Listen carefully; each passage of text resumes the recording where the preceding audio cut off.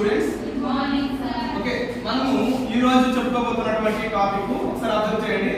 ఈ financial management అనేటువంటి ఈ సబ్జెక్ట్ లో మనం ఫైనాన్షియల్ డెసిషన్ అనేటువంటి ఈ చాప్టర్ మనము డిస్కస్ చేస్తున్నాము. ఈ ఫైనాన్షియల్ డెసిషన్స్ అనేటువంటి ఈ చాప్టర్ లో మనం ఎస్పెషల్లీ ఏం చేస్తాము అంటే ఒక వ్యాపార సంస్థకి అవసరమైనటువంటి ఫైనాన్స్ ఏ రూపంలో వాళ్ళు మొబిలైజ్ చేసుకుంటారో ఆ మొబిలైజ్ చేసేటువంటి సోర్సెస్ అన్నింటినీ కూడా మనము వేరియస్ మెథడ్స్ లో మనం క్యాలిక్యులేట్ చేస్తాము. దాంట్లో ఫస్ట్ మెథడ్ ఒకసారి అబ్జర్వ్ చేస్తే మనం ఈ మెథడ్ లో మనము క్యాలిక్యులేట్ చేసేది ఈక్విటీ షేర్ క్యాపిటల్. అంటే మనం ఈ మెథడ్ లో మనం క్యాలిక్యులేట్ చేసేది ఈక్విటీ షేర్ క్యాపిటల్. ఓకే, మరి ఈక్విటీ షేర్ క్యాపిటల్ అనేటువంటిది క్యాలిక్యులేట్ చేయడానికి మనం ఉపయోగించే ఈ ప్రాబ్లం లో మనకి వాడు ఇచ్చేటువంటి మెథడ్ ఏం కనుక్కోమన్నారంటే డివిడెండ్ ఈల్డ్ మెథడ్. అంటే డివిడెండ్ రాబడి ఏదైతే ఉందో దాన్ని బేస్ చేసుకొని ఈక్విటీ షేర్ క్యాపిటల్ యొక్క పర్సంటేజ్ అనేటువంటిది రేషియో అనేటువంటిది మనం ఇక్కడ తెలుసుకోవడం జరుగుతుంది. దానికి సంబంధించి ఫార్ములా చూడండి, ఒకసారి అబ్జర్వ్ చేయండి. KE equals to KE E for equity share కి మనం short cut KE equals to D by MP. D means expected, చూడండి expected dividend, expected dividend per share అని చెప్తాము. నెక్స్ట్ MP ఈక్వల్స్ టు ఇక్కడ మీరు అబ్జర్వ్ చేస్తే market price or market value. అంటే ఇక్కడ మనం కట్టేటువంటిది కాస్ట్ ఆఫ్ ఈక్విటీ షేర్ మనం క్యాలిక్యులేట్ చేస్తున్నాము. దీనికి సంబంధించి ఒక ప్రాబ్లం మనం సెలెక్ట్ చేసుకుంటే ఫస్ట్ ఇక్కడ చూడండి ప్రాబ్లం ఏముందంటే ABC limited has disbursed dividend of 50 rupees on each equity share of 10 rupees. The current market price of equity share is 120 rupees. Okay, ఇది మనకు ఉన్నటువంటి ప్రాబ్లం. వాడు ఏం చెప్పాడంటే calculate the cost of equity as per dividend yield method. అంటే dividend yield అనేటువంటి పద్ధతి ద్వారా కాస్ట్ ఆఫ్ ఈక్విటీ అనేటువంటిది గుర్తుంచుకుంటారు. దీంట్లో మనము KE అనేటువంటి మనం చెప్పాం కదా తెలుసు. ఈ KE అంటే ఏంటంటే cost of equity, E for equity. దీన్ని మనం క్యాలిక్యులేట్ చేసేటప్పుడు ఫార్ములా ఇక్కడ మనం అబ్జర్వ్ చేస్తే చూడండి కాస్ట్ ఆఫ్ ఈక్విటీ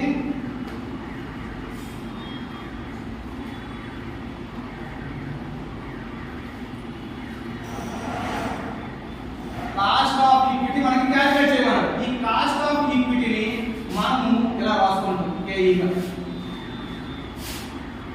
మరి డివిడెండ్ ఇక్కడ D for expected dividend. Expected dividend అంటే ఆల్రెడీ చెప్పాను కదా, డిస్బర్స్డ్ డివిడెండ్ అంటే మనం కంపెనీ చేసేటువంటి డివిడెండ్ అనేదట 50 రూపాయలు. ఏ షేర్ కి 10 రూపాయలు ఒక ఈక్విటీ షేర్ అయినటువంటి దానికి 50 రూపాయలు మనము డివిడెండ్ అనేటువంటి డిస్బర్స్ చేస్తున్నాం. కాబట్టి ఇక్కడ ఎక్స్పెక్టెడ్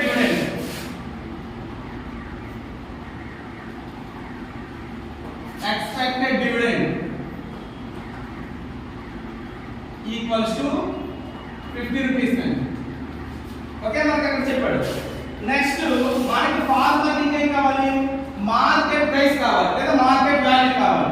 చూడండి 10 రూపాయలు ఉన్నటువంటి ఈక్విటీ షేర్ ప్రెజెంట్ ఇక్కడ చూడండి కరెంట్ మార్కెట్ ప్రైస్, ప్రస్తుతం మార్కెట్ లో దాని విలువ 10 రూపాయలు ఉన్నటువంటి ఈక్విటీ షేర్ అంట ప్రస్తుతం దాని మార్కెట్ విలువ 120 రూపీస్. ఓకే, ఇక్కడ MP ఈక్వల్స్ టు చూసుకోండి. ఇక్కడ మనకి ఇది వచ్చేసి ఏంటంటే KE కి మనం ఎక్స్ప్లెనేషన్. ఇప్పుడు మనం MP కొడుతున్నాం. మార్కెట్ ప్రైస్ పెడితే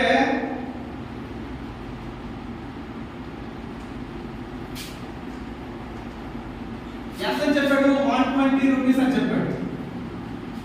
ఓకే కదా, మనకి ఫార్ములాకి అవసరమైనటువంటి ఎక్స్పెక్టెడ్ డివిడెండ్ అమౌంట్ ఉంది. నెక్స్ట్ వచ్చేసి మార్కెట్ ప్రైస్ లో ఉంది. ఇప్పుడు మనం ఫార్ములా అప్లై చేస్తే కాస్ట్ ఆఫ్ ఈక్విటీ అనేటువంటి మనకు వచ్చేస్తుంది. ఇప్పుడు చూడండి cost of equity KE equals to D ఎంత 50 రూపీస్. డివిడెండ్ ఎంత పంచుతున్నాము, 50 రూపీస్ పంచుతున్నాము. ఎంత మార్కెట్ వాల్యూకి 120 రూపీస్. ఓకే కదా, ఇప్పుడు దీని వాల్యూ ఎంత అవుతుందో చెప్పండి, క్యాలిక్యులేట్ చేయండి ఒకసారి. 0.417.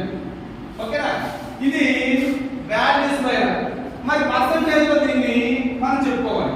ఎంత పర్సంటేజ్ ఉంటుంది డివిడెండ్ అనేది, అంటే ఈ ఈక్విటీ షేర్ లో ఎంత పర్సంటేజ్ అనేటువంటిది మనం డివిడెండ్ రూపంలో చెల్లిస్తున్నాం అనేది ఒకసారి క్యాలిక్యులేట్ చేస్తే ఏం లేదు, ఇదే ఫార్ములాకి ఇంటూ 100 చేసేస్తే మనకి మార్కెట్ షేర్ లో డివిడెండ్ ఎంత పర్సంటేజ్ అని తెలిసిపోతుంది. అంటే దీన్ని ఎలా కూడా రాసుకోవచ్చు, పర్సంటేజ్ రూపంలో రాసుకోవాలనుకుంటే చూడండి, పర్సంటేజ్ రూపంలో రాసుకోవాలి అంటే ఇంటూ 100 అయ్యాలి. దీనికి ఇంటూ 100 అయ్యామా 10% వస్తుంది, 41.67%. ఓకే, అంటే ఏమి లేదు పిల్లలు, ఇదే ఫార్ములాకి ఇంటూ 100 చేస్తే మనకి ఈ వాల్యూ అనేది వచ్చేస్తుంది. ఓకే, ఇంతతో మనకున్నటువంటి ఈ డివిడెండ్ yield మెథడ్ అనేటువంటిది క్లోజ్ పిల్లలు. అంటే ఈ మెథడ్ లో cost of equity share capital ఎలా ఫైండ్ అవుట్ చేయాలి ఇదేమో. Okay, ఇంతతో close. కట్ చేసి రాసి ఆన్సర్ రాసి చూడండి పిల్లలు, మనము ఇంతకుముందు ఆల్రెడీ డివిడెండ్ yield మెథడ్ లో ఒక ప్రాబ్లం చెప్పుకున్నాం కదా. ఇప్పుడు చిన్న వేరియేషన్ ఉండేటువంటి మరొక ప్రాబ్లం మనం ఒకసారి తీసుకున్నాము. ఒకసారి చూస్తే ఈ ప్రాబ్లం ఏంటి, ఆ వేరియేషన్ ఏంటి ఒకసారి అర్థం చేద్దాం. ఏంటంటే ఈ ప్రాబ్లం లో వాడు ఇష్యూ చేసేటప్పుడే, అంటే కంపెనీ షేర్లని అమ్మేటప్పుడే ఒక 10% ఎక్స్ట్రా అమ్మాడు. అదే ఇక్కడ ఉన్నటువంటి కొత్తదనం. ఏంటి ఒకసారి చూద్దాం. A company issue 10,000 equity shares of 100 rupees each. అంటే ఒక్కొక్కటి కూడా 100 రూపాయలు కలిగినటువంటి ఒక ఈక్విటీ షేర్ ని అట్ ప్రీమియం ఆఫ్ 10%. అంటే ఆ 100 రూపాయలు ఉన్నటువంటి షేర్ ని 10% ప్రీమియం అంటే 110 రూపీస్. అర్థమవుతుంది కదా, 110 రూపీస్ కి వాళ్ళు సేల్ చేశారు. The company has been paying 20% dividend.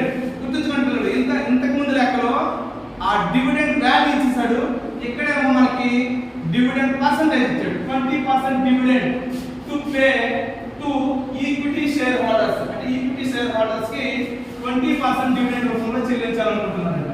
For the past 5 years, గత 5 సంవత్సరాలుగా చెల్లిస్తున్నారు. అండ్ ఎక్స్పెక్టెడ్ టు మెయింటైన్, దాన్ని మెయింటైన్ చేస్తూ the same in the future also, అంటే భవిష్యత్తులో కూడా ఆ 20% ఇవ్వాలని వాళ్ళు ఆలోచనతో ఉన్నారు. Compute cost of equity capital with it makes any difference if the market price of equity share is 150. అంటే ఒకవేళ మార్కెట్ ప్రైస్ అనేది ఈ 100 రూపాయల ఉన్న షేరు 110 రూపాయలకి అమ్మాడు, 10% ఎక్స్ట్రా వేసుకొని. ఇప్పుడు ఆ షేర్ అంట 150 రూపాయలు అయింది.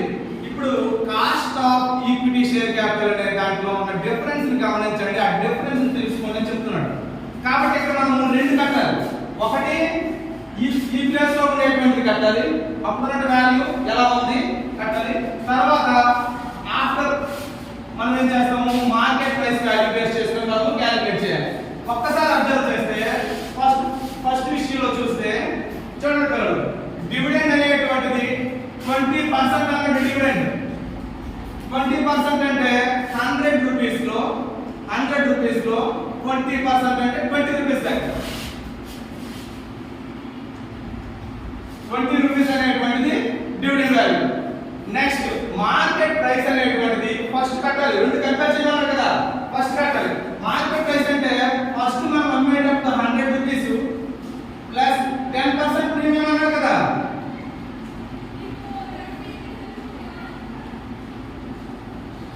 ఎంత అవుతుంది, 10 అవుతుంది కదా, అంటే 110 రూపీస్.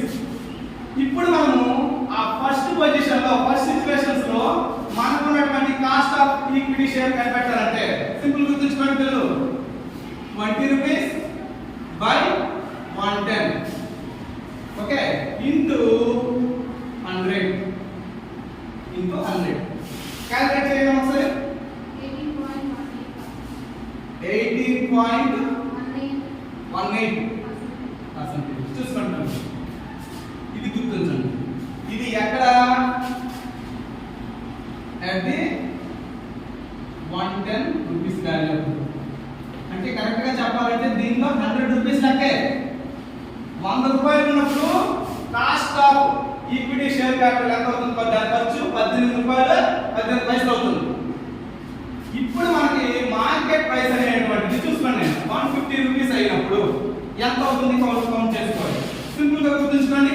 ఏం చేంజ్ అవ్వదు. డివిడెండ్స్ ఏం మెయింటైన్ చేయమన్నారు. ఏమన్నారు ఇక్కడ చూడండి. For the past 5 years and expected to maintain the same in the future also. అంటే భవిష్యత్తులో కూడా గతంలో 20% అన్నాడు, ఇప్పుడు కూడా సేమ్ అదే అన్నాడు. అంటే ఇప్పుడు మనం గమనిస్తే ఇక్కడ ఒకసారి అబ్జర్వ్ చేయండి. 20 రూపీస్ బై 150 రూపీస్ ఇంటూ 100 చేసుకోవాలి. ఎందుకు? ఈ స్టేజ్ లో ఇదే మెయింటైన్ చేయమన్నాడు. ఈ 20 రూపీస్ డివిడెండ్ అనేటువంటిది 20% ఇక్కడ మెయింటైన్ చేస్తాం. కానీ మార్కెట్ రేట్ అనేటువంటి చేంజ్ అయింది. ఎందుకు? ఫస్ట్ లో మనం 100 రూపీస్ దే 110 కన్నాము. ఇప్పుడు మనం దాని మార్కెట్ వాల్యూ వచ్చేసి ఏంటంటే 110 రూపీస్ 150 రూపీస్. ఇప్పుడు దీని వాల్యూ ఎంత అవుతుంది చూడండి. 13.33%. ఓకే చూడండి పిల్లలు. ఇలా మనము రెండు వేరు సిచ్యుయేషన్స్ లో అంటే ఇక్కడ ఏంటి? ఇక్కడ దీని మార్కెట్ వాల్యూ 150 రూపీస్. ఇక్కడ 100 rupees the percentage cost of equity share capital అయింది. 150 కి ఉన్నప్పుడు 13% అవుతుంది. ఈ డిఫరెన్స్ ని మనకు తెలుసుకోమని చెప్పాడు. ఆ డిఫరెన్స్ తెలుసుకోమని. ఈ రెండు మధ్య వ్యత్యాసం ఉందా లేదా?